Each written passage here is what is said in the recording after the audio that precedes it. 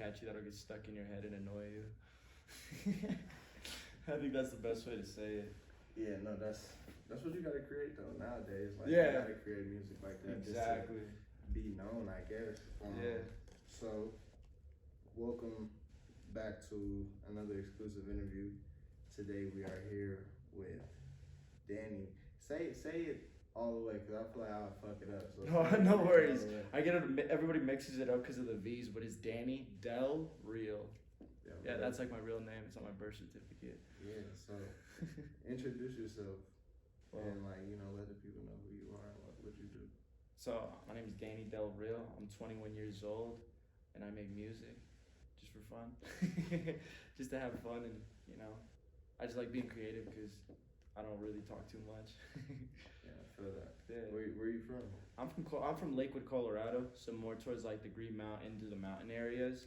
But I kind of just hang around Denver a lot, so I'm really involved in the Denver scene just because I just love Denver so much in the city. I like the city life. Yeah, it's a vibe. Yeah, the mountains are a little boring. I mean, it depends on like what you're into, really. Mm-hmm. If you're a city kid, then you're gonna want to be in the city more. If you're like outdoorsy vibe, the mountains will be for you. Yeah, I'm more the suburbs area, so like in that area is pretty boring. I see is like dogs walking and cyclists cutting you off. Yeah. That's all I see. So like, how was it growing up there, like in that area? I'd definitely say I stood out. I would say just because I come from a Mexican origin. Most of my parents are from Mexico, and I'm just a Mexican American kid. Like I was just the only one in my class that spoke Spanish. So like everybody just either wanted to play soccer with me or asked me to do their Spanish homework. So I kind of just stood out as that branch. But nonetheless, it wasn't too bad. I think definitely what it was is the hard part about it was just the influence all around you. You're trying to be a normal life. Everybody has to go to college. Everybody has to go to school. Everybody has to work for the rest of their lives. That kind of weird cycle, you know what I mean? I think that's kind of where I grew up in, and like these people just moving in a straight line, and I was the only one not moving in the line with them. So, yeah, thinking outside the box at an early age, like that's how you know you'll be kind of different, or you differentiate yourself from certain crowds and shit. Like you just like got a feeling that this isn't what it is. Wasn't for me. Yeah. I felt a lot more accepted when I came towards like the Denver side with like hanging out with my friends around here, and I met great people, especially in the music stuff. They made me feel like I belonged a lot of times. Cause over there I just had to play soccer and to fit in. But like once I came here and made music, I could just be myself, Facts. So that's what the coolest part about it was. Yeah, it's dope. Like you gotta kind of get out of your realm to experience things that other people enjoy too. Like if you just stayed there and you didn't really enjoy it, you would have just had to like play a facade really on what that was for them to feel whole. But when you kind of move out in the direction where people accept you, it's like oh shit, like it's like home. Like you just feel accepted. It's different. So what kind of music did you listen to growing up? Growing up, I listened to a whole array of music. I definitely say my family was music oriented. So everything from like my Mexican heritage, like from banda, norteña, to mariachi, to like, those old classical singers from Mexico, to my dad's influence of rock music. Like I was exposed to rock music at a very early age. I think I was probably like 4 or 5 years old when my dad would be working out. He'd be listening to like Van Halen, AC/DC, Motley Crue, Guns N' Roses, and just a whole array of bands. Like I remember growing up, I never really watched cartoons. I watched a lot of MTV when it was actually music based with the music videos. Same with BET, and then the VH1 and XS tours. I would just be watching all these music videos instead of like cartoons. I think that's one thing. That's one cool thing about me. So I was just exposed to a lot of rock music, 2000s rock, 2012 and 2013 rock. Like I was involved in a lot of rock. Like I just could never sing it back when I was a kid. Like I would always picture myself singing and playing air guitar all the time, but like I listened to that. But once it hit like 2013, 2014, that's when I started discovering Travis Scott's early projects, and then I started getting into rap like Kendrick Lamar Schoolboy Q, Black Hippie, it was just a crazy array of like that switch, and I just really liked it because then I started getting into Rocky. Because I remember that's when like Work the remix came out back in like 2014, so everybody was turning out to that. So I just shifted my music from like rock all slowly into rap, and then right now it's like a whole mixture of everything for me because I just listen to pretty much almost anything except country. I don't like country. Sorry, I don't like country. There's some that could pass, but yeah, Johnny Cash can pass, but nobody else can. Yeah, that's some. But so like, was that like the time you started getting into music? When did you start actually diving? So I started when I think I'd definitely say I started writing a lot. I think I just loved writing stories. I hated reading, but I loved writing. So like in middle school, I would kind of write poems, and I'd kind of sing them in my head. They were like little puns and jingles that I would come up with. But it wasn't until like 2016 when I actually made my first song, and it came out good. It was a terrible quality, of course, but that's when I really started to see that I could like actually write music. It wasn't the best. It was terrible, but like I could see how the thing that made it different was I noticed that it wasn't choppy. Like it had a flow. Like it wasn't the best flow, but it just wasn't choppy at all. Like it actually went smooth. And then I kept writing on my free time, but I definitely kept it from everyone else. It was kind of like my little secret. So like my little booklet that I had, my notebook, was just a diary of me writing like poems and songs. And then it wasn't until like my senior year of high school when I started putting beats to them from YouTube. And then that's when once I got into college, that's when I really just started grinding it out. But yeah, that's kind of when I just started writing music, was back in middle school. That's dope. And kind of like getting into that, would you pursue something like outside of music as far as the writing portion? Like would you become an author? Would you like continue the poetry thing? Like have you done poetry slams or anything like that? So not poetry slams, but I have started my book. I'm kind of halfway through it a little bit. I have like about like 60 pages worth of writing right now, just kind of explaining my journey into the music industry, or trying to get into the music industry, and just kind of documenting my experiences doing shows, and my first out-of-state show. Like it was just, I kind of just write as I go along and write my own story. But I think the cooler thing about it is I'm writing my own stories in my songs, just kind of putting in details and stuff like that people can catch on. It's like my own vlog of my daily life, through the music. Through my music. Yeah, that's hard, especially because like you want to be able to have authentic music as far as like letting people know like what you're living and what you're doing is real. Like exactly. This is the type of time you're on. Yeah. So, like who inspired you? Like what was your influence during that time of like writing and creating? When I first started writing, it was back in 2016. When I started writing to myself, it wasn't songs, but that I would be listening to Lil Peep a lot, and then I was listening to a lot of X's old stuff, like the whole screaming and the raging stuff, just because I was like 16 at that time. So that was like ear candy to me. It was popular at that time, but the person that actually really, really inspired me 100%, like my hero to this day, Juice WRLD. Juice WRLD is like my biggest inspiration. I remember, shout out to Pablo Hendrix, but he took me and my sister to Juice WRLD on the Rocks. He was he was co-headlining with MGK on, I think it was October 21st of 2018. And he brought me into that place, and at Red Rocks, behind the scenes, we saw like MGK's drummer warming up and stuff like that. And I didn't really fit into the MGK like fan base, but when Juice WRLD came out, not too many people showed him love. But like that's why like when he was singing, it felt like he was singing to me, because everyone else was just kind of like whatever. This guy's the dude that wrote Lucid Dreams, like yeah blah blah blah. But if you actually listen to like his whole Goodbye and Good Riddance album, like nobody knows how actually fire this guy was. Like nobody knows how talented this man was. So like to actually hear that live from the heart, like I have like videos too from it. Like he sang it so genuine to the point like I was crying. Like it was just like a dream come true to like actually experience that before the tragedy struck. R.I.P. Juice, bro. But yeah, it was honestly he's one of the people that really push me to be the best I could possibly be. That's dope. A lot of people have influence from Juice, and it's crazy because like he didn't really get popular until 2018, 2019.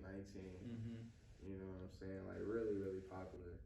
And at that point, he was just going up consistently. And then around that time, we had Lost X as well. So he was like the next gen for that like type of music. And his genre is it's hard to explain because he was so versatile. He had some crazy ass shit, like some crazy music, Most like, definitely. some wild music. Yeah. So, like, did that kind of inspire you to play like any instruments or anything like that? It definitely, I wouldn't say instruments, but it definitely really helped me to discover myself, discover what I want to write about, discover my lyric structure, and really focus on the lyrics and the words of my songs. Because I purposely put things in there that if people can hear it, like I put in like puzzles basically, and I put in little clues, I put mysteries in my songs, kind of pieces of details of my life and myself. You know, I definitely use my words and my voice as an instrument.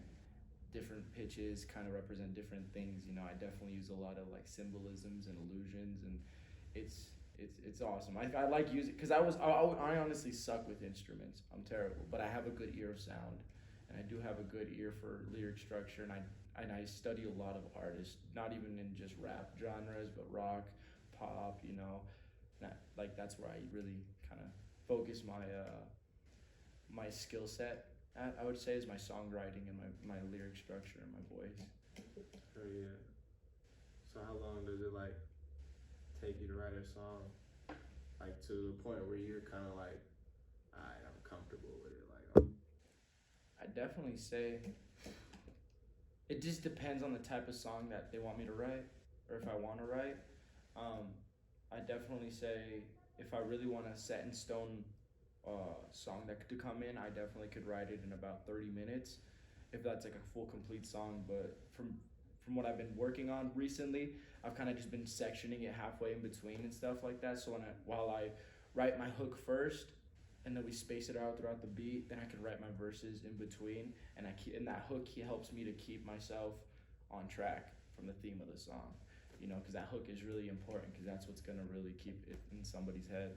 You know, and so that's what I work with my producers too. So in reality, it kind of honestly just takes me 20 minutes to make a song with my producer. Yeah, and that was kind of gonna be my next question. Like, how do you structure your songs?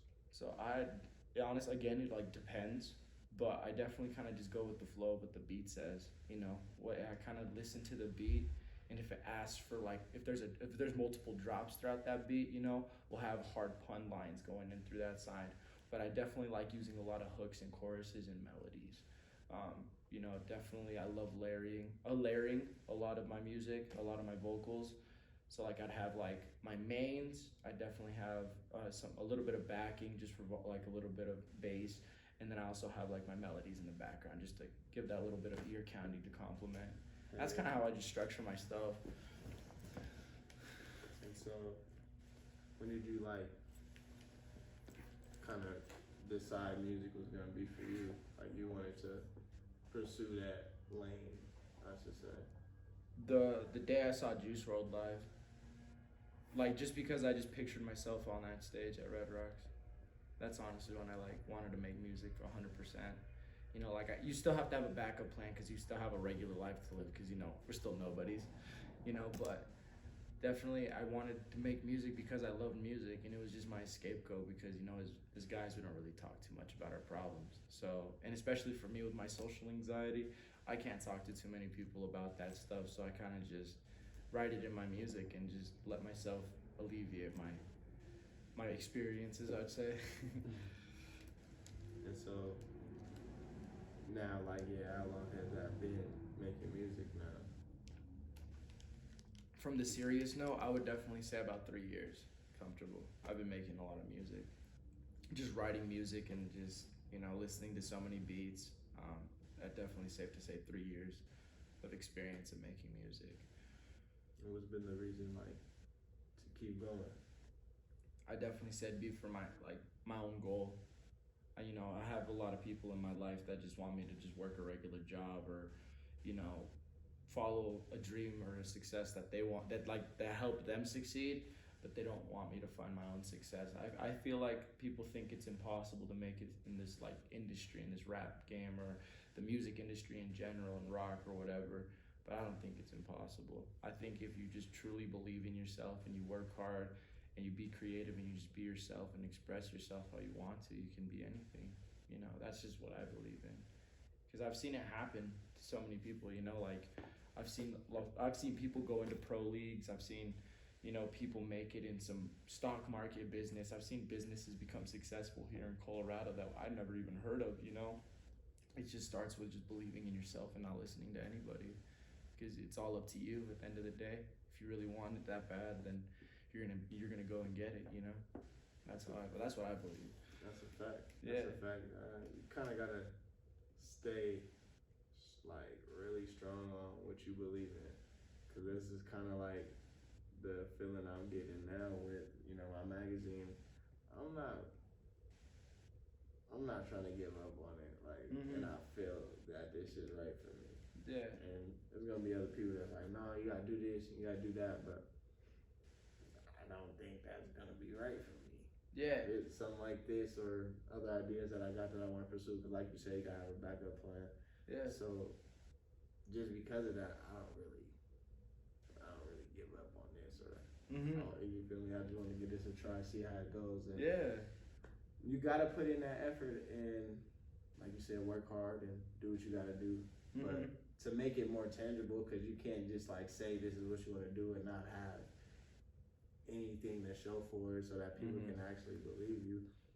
Yeah, you gotta stay dedicated. You got stay to. dedicated. You got to. Because Yeah. if you don't, then it's like fuck. Yeah, you're wasting your time. Yeah. Yeah, exactly. That's facts. But yeah, I fuck with that. Yeah, and I can definitely relate to it. I definitely can relate to that. Yeah, I'm glad. So, if you ever had like writer's block, what's your way of getting through that and kind of getting back into that zone? Making a very, very mainstream song, very simple, very like I think I look at them as fillers. Like if I make something, I'll make something super simple, but it's still catchy to the ear. Whenever I hit writer's block, I always try to avoid negative things. So like if my friends are around, I avoid like smoking or like drinking or anything like that. I kind of just stay in my own zone and let my body kind of and my mind kind of naturally heal and what I want it to be. I definitely try to think outside the box. Once I hit that, I'm like, okay, what can I do? So I listened to my last song and I said, what can I do to make something like that but better? What can I do to level it out at that level? But I never want to go below what I did on the last song I did, because there's a couple of times where my team thinks I made a huge hit, and then they're like, all right, so what's the next song that we're gonna do? And then that's when that writer block slowly starts to creep in. But I definitely take a break, but I always try to come back and stay consistent. So like what makes it really good is like here on Mondays, like that's where I kind of just relax. I kind of just have my own mindset, get myself prepped for the work in the week. And then for the weekends, that's when I just come in with all my ideas and come in super hard in the studio, and I write out my plans. Like I just write them all out, and that's how I kind of get through it. I just think of stories in my head and experiences. And another thing too is I listen, and I listen to what the universe tells me, because there's a lot of people that bring up memories when they talk to you. There are a lot of people they bring up the past. A lot of my friends, a couple of times I wrote a song too, they brought up like my past experiences from high school that I didn't want to remember, and then I was like, boom, song, I could write something about that. So I write out a whole paragraph, and then that's when I just cut it all down into a song. That's how like you're supposed to be songwriting, but like for me at least, I kind of just write what I feel. But that's what helps me through writer's block. Oh, that's dope. I never heard of that. Like, kind of like writing out basically a summary of what you're going through or what you're feeling at that time, and then to shorten it into 3 minutes, 4 minutes, maybe even 2-minute song to like, you feel me, get your point across from what you were feeling. That's dope. Thank you. Yeah, that's dope. I got it from a teacher from a music appreciation class in college. He told me that because he'd write his own pieces for like classical music and stuff, and he was also a songwriting teacher. And he told me that, he goes, whenever you hit writer's block, write out a story or experience and shorten it down, make it into a song. And I did that, and I've always used that ever since. So advice to anybody else. You know, no, that's dope. It helps. Yeah, that's dope. So like, what made you get into like the school in there, or like take that type of route to understand music better? Oh, that was honestly just an elective class. I went to school because like my parents forced me to. So I honestly, just to make them happy, I studied medicine. So when I was 18, 19, I studied emergency medical services, so like EMT, ambulances and stuff. And then I went into firefighting, and then the pandemic hit, so I left firefighting. And then I went back to, after I worked for a couple of years, I went back to school, and I just graduated in May. So, and I went for medical assisting, so I'm working as a medical assistant. Yeah, So it's like I'm chasing two dreams, because I like the medical field, but like I can't see myself doing that for the rest of my life. But if I were to have to, let's say music doesn't work out, I have my backup plan to just work throughout the medical field for the rest of my life. That's dope. Gotta have a backup plan. Yeah. And again, it just goes into that. Yeah. So like, what was your first song? My first song, like my first serious song, because I used to make a lot of troll songs with my friends in high school. But my first serious song was called Vultures, and that one was released on SoundCloud, I believe, back in 2019, close to 2020. And that one hit 12.1K on SoundCloud. I was like shocked. I was like, holy crap! I'm used to like 100 people listening, or like 600 people listening to my stuff. But it was, that was my first song, Vultures. And what was like your first setup? Like, everybody kind of got like a crazy story of when they first started recording. Like, what was your first setup? Or did you kind of like just straight go into the studio?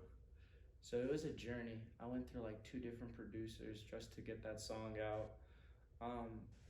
That song was actually one of my deepest songs, just because it was just right after so much crap happened in my life. Like the typical, heartbreak, but then it wasn't just heartbreak. It was just like my whole side of my city started hating me. And like, I was just like, I couldn't even go to the mall without people giving me dirty looks. And like, I just felt so unwanted and hated at that time. And I went to Mexico, and so much shit started going on. And like I said, like so much happened in one time that song was just basically based off my experience of just me dreaming about my own suicide, and like, and that's why the quality isn't there, but my words saved that song. And I feel like that's why it became a little bit popular at that time, because it was just so raw and so deep, and it was so in your face. And for me, it cringes me today because I'm in a happier spot in my life, but that was like one of the most genuine things I've ever said in my life, was that song. And that's why I've never taken it down, because it's just a reflection of where I was in the past and where I'm at now. That's dope. But yeah, that's crazy. But again, it kind of like explains the raw and authentic side of the music. exactly. We're kind of getting into my next question is like, how do you describe your style of music, or like what genre would you place your music in? Man, I jump from genre to genre, because I just don't even. I love so much music that I don't even know where to like begin.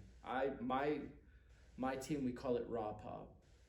We call it raw pop because it's just raw. It's just right there, and it sounds like a pop, like a pop song, but it could also be like a raw alternative or an indie or a rap song. It just has so many different styles mixed together that we just call it raw pop. I don't even sometimes like people ask me that same question, like, hey, what kind of music do you make? And my best answer is just, I don't know. I just make music, because I don't even know my own style of music. I just kind of just pieced off everything in my brain and just brought it together. Thank you. That's hard as fuck, because a lot of people just kind of stick to one thing. You're just gonna rap, or you're gonna sing, or you're gonna do this. And when you kind of just make music, you're versatile to the point where you can be in any category. Yeah, Like, I adapt a lot. Genre, yeah. I adapt a lot. Like, if you throw me like, I wrote my first drill song, and I used, because I couldn't rap drill in English, I used my bilingual skill of Spanish to make a Spanish verse on it, and I used that because the reggaeton beats are fast, they're a little bit fast paced, so I used that Spanish to the drill beat, and it worked out perfectly.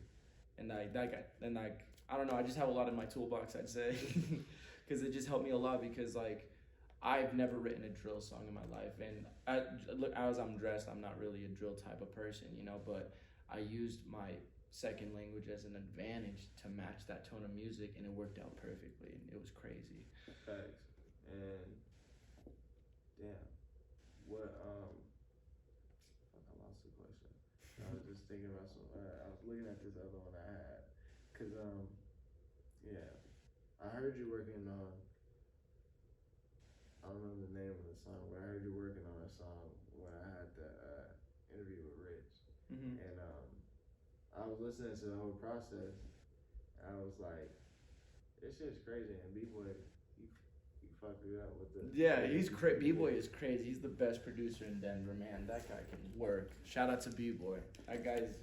I wouldn't be me if it wasn't for him.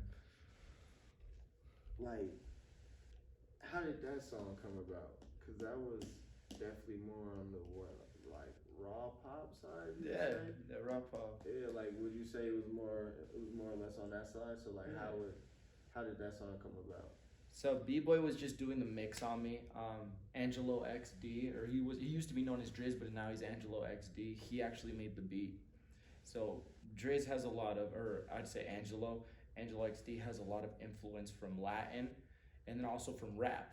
And so he made that beat way before B-Boy came back into town, and I was with him when he made the beat, and we made the. I put it, like I said, I started putting in my hook. Mix it in my cup, vodka, 7-Up. Like that's where I put in that hook, and I was like, all right.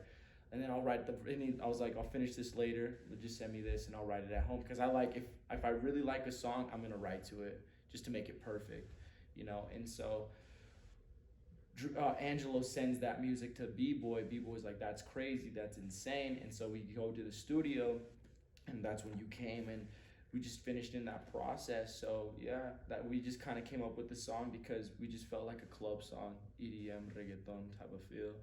Yeah, that's different. So how do you like?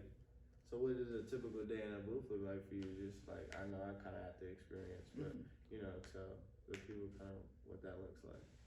So I feel very blessed just because when I go into the studio, B-Boy's ready to make a beat, or Angelo's ready to make a beat. You know, they're such skilled producers that they help me be super efficient. So when I come in, we can make a beat in 10 minutes. Damn. I think the longest time we've taken ever to make a beat was actually about like 20 to 30 minutes. You know, when we sat down and we really tried to make the beat, Angelo and B-Boy, they're very detail oriented. So within that 10 minutes to like 15-minute range, they're looking for hats, snares, kicks. They're looking for bass lines, 808s, like melodies, and they're like going in like, okay, this beat's ready, and then they just they take out a couple of things for the intro, they take out a couple of things for the outro, take something out of the in-between, and then they let me record. So we're super fast and efficient in what I do. And same with me, when I write my music and stuff, I'm always quick with these ideas, and we just work really quickly and we're a really good team together. Hell yeah. Yeah. Yeah, I was gonna ask, like, so what is Dolo Station to you, and like, how did that come about, that opportunity? That's my family. I'd say just because when I first started recording Miles Drew, the whole owner of Dolo Station, he let me have a session because my friend Zero, Pretty Boy Zero, he introduced me to Dolo Station when it used to be called Infinite Sound. But it's not Infinite Sound anymore. So when I first recorded with them, that's when I did my Venus EP with Miles, and he recorded me. And he's my manager now. But so he just kind of took me under his wing because he was like, you know what, dude, like you have a lot to work on, but you have a lot of potential. You know, he heard me in the booth, he heard the ideas I wanted to do, and he goes, you have a lot of potential. And so when I did that, I just kind of stuck through with them, you know, for a while. You know, I wasn't taking it too seriously. I'd come into the booth, you know. And studio time does get expensive, you know, but once I started to like kind of get used to it and started growing in with them, and you know, that's where we kind of just took off. Yeah. And how long have you been like doing that with them? I think it's about a year right now. Yeah, just about a year and a half, I'd say. almost 2. How do you feel about the Colorado music scene? What do you think is like missing, or what do you like about it? What you dislike about it? Like what's your feelings on it? I think, and this is like no offense at all to anybody, or like, and I don't want anybody to take this the wrong way, but everybody's on their own wave to the point that there's no competition. Everybody has their own fan base. Everybody has their own style of music. Everybody has their own swag. Everybody has their own things to do. What I hate about it is the lack of unity. Everybody, you walk into like a party full of artists and everybody just judges the shit out of you when they don't know like if you're doing better than them or worse than them. You know, like I wish that everybody was a lot nicer to each other. You know, I feel like yes, it is competitive, but we're not Los Angeles. We're not Atlanta. We're not Florida. We're not New York. You know, we're not Texas. We don't judge people. We're Colorado. You know, people come to us from other states because they feel like they belong here. So why can't we, as native Coloradans, be the leaders and show that they belong? You know, these fans that don't have a voice, they belong in our group. They belong with us, you know. I feel like that whole unity side is the biggest thing we're lacking here in Colorado. And I think, too, our radio stations are failing us a lot, very much so. And the promoters and the events, they're failing us, too, just because they're not supporting us too much. They're just kind of giving us nickels and just hyping up these big names that are just, you know, ripping the people off with cheap merch and, you know. And I don't want to like, you know, speak bad on anything, but it's very sad to see that there's such talented individuals, but nobody's getting the chance to actually speak up and actually get the chance to shine. And, you know, we have one of the best venues in Colorado, Red Rocks, you know, and not many people like us in our scene get the chance to even see that stage. And if they do, it's because they probably did something or they had to kiss so much ass to get into it, you know? And that's the thing that sucks, to be honest, but it is what it is. Yeah. Kind of explained it like really, yeah. It's sometimes a lack of unity, and there's, you know, kind of sectioned off groups of individuals who just create, and when they get in that creative process, it's like they kind of distance themselves from everybody else, because like you said, it's not really competition, but it's like everyone wants to be up, because not only is it your own goal that you want to achieve, but it's also the fact of like the Colorado music scene. Like we're not known for music. We're known for like skiing and beer and weed and sports. We're not really known for our music and our fashion and or art. Our business is like, we're not really known for that. So everyone is kind of like just going their own way to reach the top, and it ain't nothing wrong with that. But like you said, without unity, it's gonna be harder for individuals to do that without pulling everybody together to get to the top. And that's kind of not only in the music, but like everywhere else, you know, in general. In all of our skill sets that we have here. Yeah, most definitely. It's hard. I see a lot of egos too. You know, I personally have my little ego too, but I try not to let that overpower me. That's like when people come up to me to say hi, I'm very shy. Like I'm very scared. I have social anxiety. So when they come up to me, I always give my respect and high five, you know, and like say what's up. And, you know, I always try to push myself out of my comfort zone and talk to people and, you know, try to, you know, be nice, you know, because the worst thing you can be is a dick, you know. Like I don't want to be that guy that just thinks he's too cool to talk to you. Like I'll talk to you because I know what it's like to feel left out, you know. That's a fact. So yeah, you've had a lot of shows and been pretty successful. Like, how does it make you feel knowing like you got people like really pretty much tapped in with your music? I feel incomplete still. I'd say, just to be honest with myself, like I still feel incomplete. I'm very grateful and thankful, and I appreciate all my supporters, and I tell that's why it's like not too big, but it's enough to gain a little bit of attention. So I have the chance to thank each and every single person in that room, to say thank you for supporting me and coming here. So that interaction, you know, that face to face, you don't get to do that a lot. So that's why I say it, like I push my ego aside and I straight up and handshake people and look them in the eye and say thank you, you know. But I don't let that hype overtake what I want, because I have a certain goal where I want to be at, and I'm not there yet, you know. But I still have a lot to work to do, and for all those people that came to support me, those are the people I make music for, and I know there's going to be a lot more people to come. So like I said, I don't see it as like a success. I look at it as we got a lot more work to do, type of thing, with my team. That's how I always say it. So, are you working on a new project? Like, what's next for you? So I finished an EP, the EP that I'm dropping before my album. So I'm currently halfway through my album, my debut album with Dolo Station, but I got an EP that's ready to release, and I got a couple of other, like, I think are good. So I think I have 8 songs ready for my EP, and I'm about to have 14 for my debut album, and I think I have like a good like 7 or 8 singles just ready to release. So I'm kind of just packing up my arsenal, getting ready for these release dates, and kind of organizing when I want to release things, when's a good time to shoot music videos, and trying to coordinate everything with my team. For sure. What's the story behind those? If you want to get into it, kind of like explain what the next projects are gonna be about or like. My journey, you know, my current status of where I'm at. You know, it's definitely, you know, you're definitely gonna see on my EP kind of the beginning of my journey from before I went to my Houston trip. Houston really changed me. It really saw where I was at, you know. You can be the hottest shit here in Colorado, but you go to Houston, nobody knows you. Nobody's ever heard a song of you. You know, no one cares. You face the straight judgment of everybody. And that's the whole music industry. If you can't face the judgment, face the hate, face the negativity, you're not supposed to be here. So that's what I'm portraying in the first type. You know, and I'm explaining myself in my own position, my own feelings, my own day-to-day process of what I go through.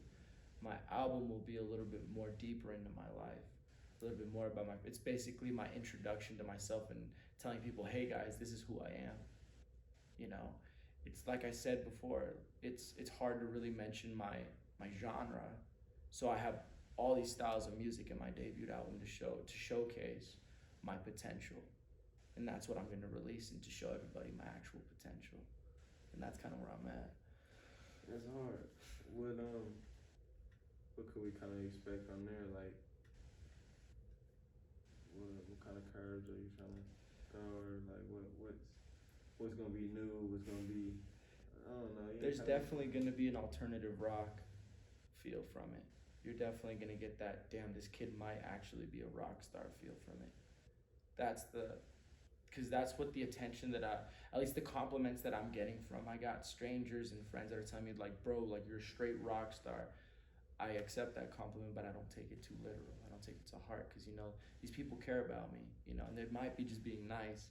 But, you know, when I actually listen to my music and there's strangers in the room that'll be like, yo, dude, like, this is insane. Like, for example, when you, like, told me about psychedelic, like, yo, bro, this is different. This is crazy. You know, like, I actually compliment myself, because I'm super hard on myself.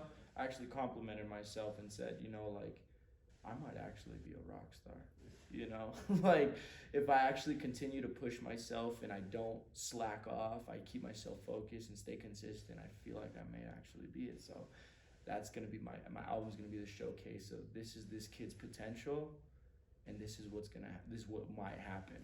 This, you know, it's a gamble in this industry. You never know what can happen. That's a fact. And damn, like, yeah, I can't wait to like see all the visuals and everything that you come out with from that.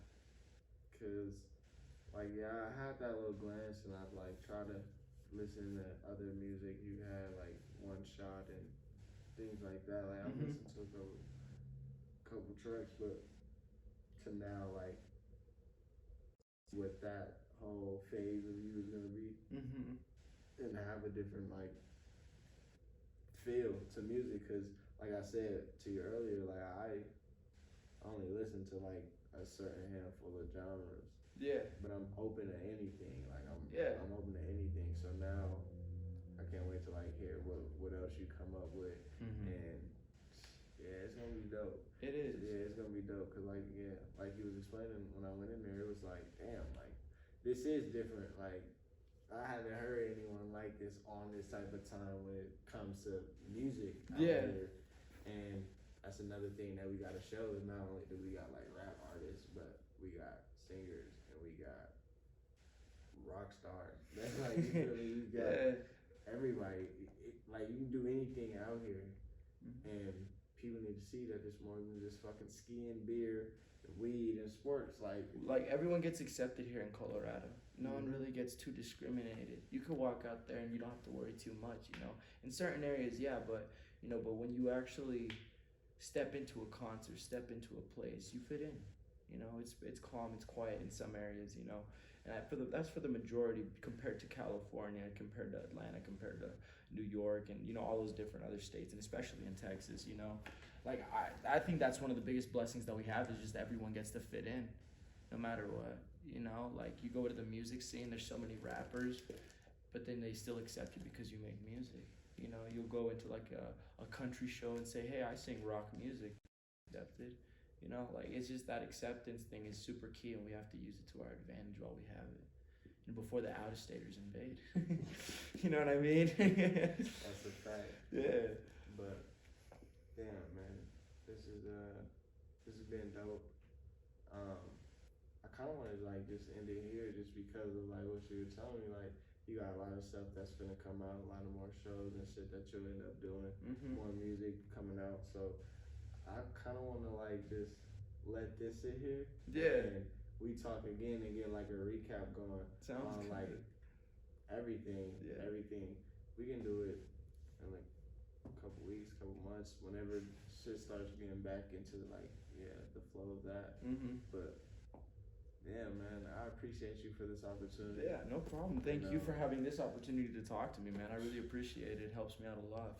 Yeah, we're gonna do some more stuff in the future. I got a few plans and shit that I wanna get done. So we're gonna come up with some stuff later on this year. And I don't wanna say too much, but like let the people know who you are again. Yeah, my name is DVNNYDELREVL. I'm 21 years old, and I'm about to be a rock star.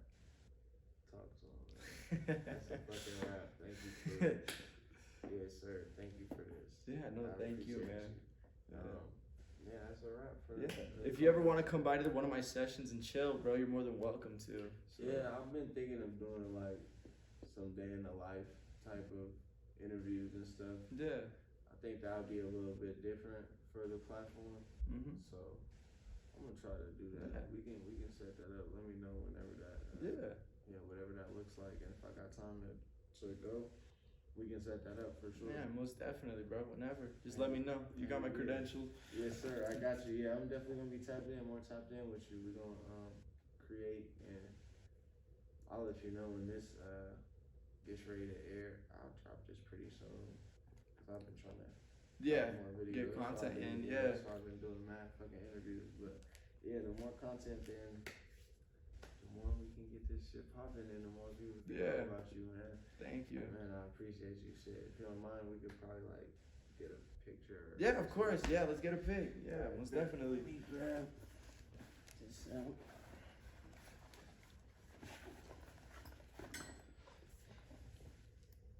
And then how do you say your brand again? Is it CO.FAX or CO.FAX? CO.FAX. Yeah. You hear that's CO.FAX, spitting facts. I took the L out just because it's like Colorado facts, in my opinion. But the street is, of course, iconic. Everyone know what CO.FAX is. Hell yeah, everybody cruise that. Yeah, we need to know what CO.FAX is, like the Colorado facts and everything else. That this is about. It's about, showing people love, man. So we gonna do some crazy shit.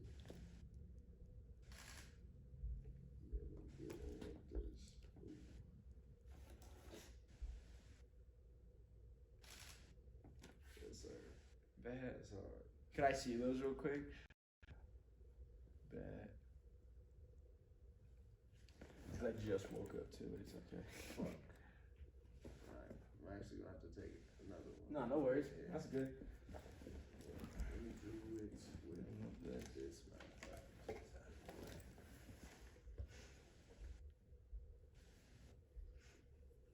Let me test this out too. Yeah.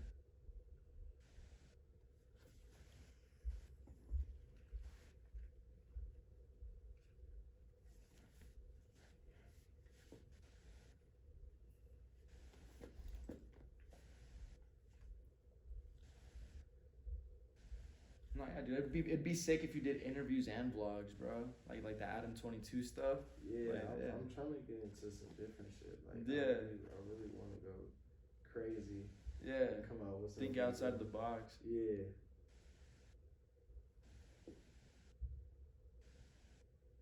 Yes, sir. And then we'll do last one like this. I don't know what to do. Yes, sir. Some shit. I appreciate you. Yeah. But no, yeah, I got a few tricks on my sleeve. I really just wanted to get some shit out so that I can create some buzz around it. Yeah. And then once that got a little bit up, I can start doing what I really wanted to do. Yeah. Which I got a lot of, yeah. I'm gonna come out with like physical copies of the magazine and do more shit like this every day in the lives and like I had a couple of tricks on my sleeves. Yeah. So I'm not really worried. Yeah. We're gonna do some crazy shit. It's gonna be sick. Yeah. It'll be hard. Yeah, dude. Definitely, I would say my best advice that I would do is like when you do editing or like when you do like definitely quality with cameras and like editing qualities too. So like if you invest in programming and you invest in your camera quality, like that would definitely help you out a lot because at least from my music, from what I said, a lot of people care about the image more. So if you provide that quality and that eye candy for people, then they'll start to like that, and then you'll be able to do something with that. Because once you draw the attention of the quality of stuff that you do, if you keep your standards high, bro, you'll reach the sky. So yeah, I'm waiting for this next iPhone to drop. It's supposed to have like a lot of cinematic mode. Yeah, That shit's crazy. They got a cinematic mode. They got like a 48 megapixel like design coming to that shit. So like, yeah, dude, even a GoPro, those things have crazy quality. Yeah, like it's a couple of things that I want to start like just incorporating, and I gotta get more mics and like it's a lot of shit to invest in.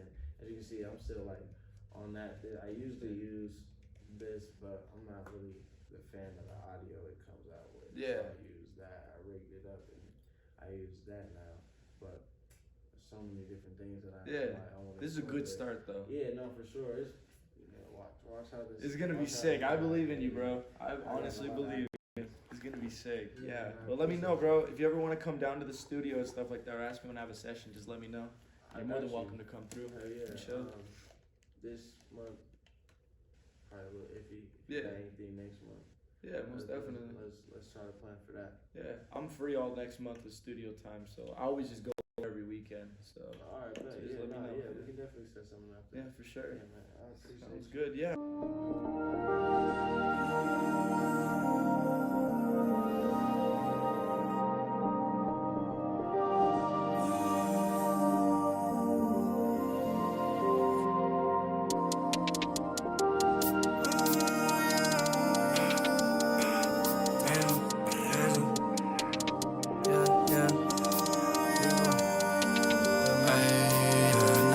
The drama, I do what I wanna. Bro, we party so hard, I box marijuana.